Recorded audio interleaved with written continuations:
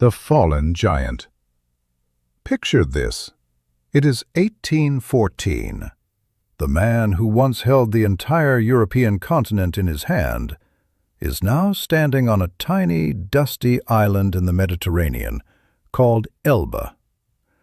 To the rest of the world, Napoleon Bonaparte was finished. He was a relic of a bloody past, a ghost of an empire. The great powers of Europe had tucked him away on this island, hoping he would just fade into the sunset and spend his days gardening or counting his chickens. But they forgot one very important thing about Napoleon. You do not just put a tiger in a cage and expect it to become a house cat. Especially not this tiger. Hello everyone, and welcome back. Today we are diving into one of the most daring, high-stakes, and frankly unbelievable chapters in human history. We are talking about the greatest prison break of all time. Not from a jail cell, but from an entire island. This is the story of how Napoleon Bonaparte escaped exile and marched back into power without firing a single shot. The Gilded Cage of Elba. When Napoleon arrived on Elba, he was technically the sovereign of the island. He had a tiny army of about 1,000 men, a miniature navy, and a small palace. To the British and the French Bourbons, this was a joke. It was a way to let him keep his pride while keeping him powerless. For the first few months, Napoleon played the part. He built roads. He improved the mines. He designed a new flag for the island. He looked like a man who had accepted his fate. But beneath the surface, he was bored out of his mind. He was a man used to moving hundreds of thousands of soldiers across borders, and now he was worrying about the local irrigation system. He was also getting angry. The French government was refusing to pay him the pension they promised. His wife and son had been taken to Austria and were being kept from him. And most importantly, he was hearing whispers from France. The new king, Louis XVIII, was not popular. People were starting to miss the glory of the empire. The embers of revolution were still warm, and Napoleon decided it was time to blow on them. The plan in motion. The escape was not a spur-of-the-moment decision. It was a masterpiece of intelligence and timing. Napoleon knew he was being watched. British ships, led by Colonel Neil Campbell, were patrolling the waters around Elba. To get away, Napoleon had to wait for the perfect window of opportunity.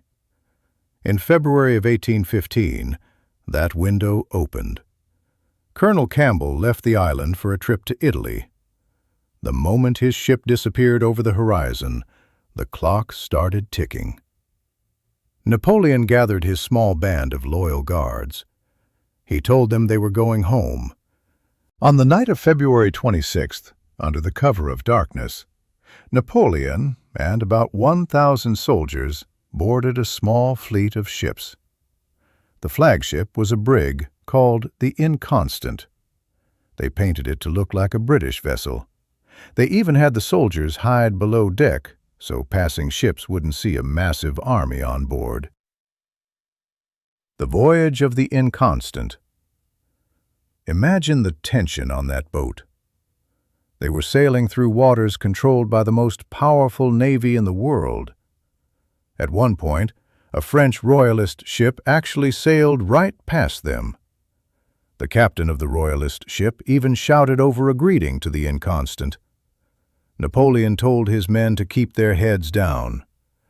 He supposedly stood on the deck himself, hidden by a simple coat, while his officers chatted with the very people who were supposed to be hunting them. It was a total gamble. If they were caught, it was over. Napoleon would likely have been executed or sent to a much harsher prison. But luck, as it often did, favored the bold. On March 1, 1815, the small fleet hit the sands of Gulf Juan on the French coast. Napoleon stepped onto French soil and famously declared that the eagle would fly from steeple to steeple until it reached the towers of Notre Dame. The march through the Alps. Now, this is where the story gets truly cinematic. Napoleon didn't have an army. He had 1,000 men in a country that had officially replaced him. He had to get to Paris, but the main roads were blocked by royalist troops. So, what did he do? He took the hard way. He led his men through the snowy, narrow paths of the Alps. This is now known as the Route Napoleon. They marched through freezing conditions, through small villages where peasants looked on in total shock. Word began to spread. The ogre has landed. The monster has escaped. That is what the newspapers in Paris called him at first. But as he moved further inland, the tone started to change. The confrontation at La Fère. This is the moment that defines the entire escape. Near the town of La Fère, Napoleon found his path blocked by a full regiment of French royalist soldiers. They had their muskets leveled at him. The commander ordered his men to fire. Napoleon did something nobody expected. He told his own guards to lower their weapons. He stepped out in front of his men, alone. He walked right up to the line of soldiers who were ordered to kill him. He opened his famous gray overcoat, bared his chest, and shouted to them. He said, "Soldiers, if there is one among you who wishes to kill his emperor, here I am." There was a long, terrifying silence. You could probably hear a pin drop. Then one soldier shouted, "Long live the emperor!" Within seconds, the entire regiment broke ranks. They weren't shooting at him.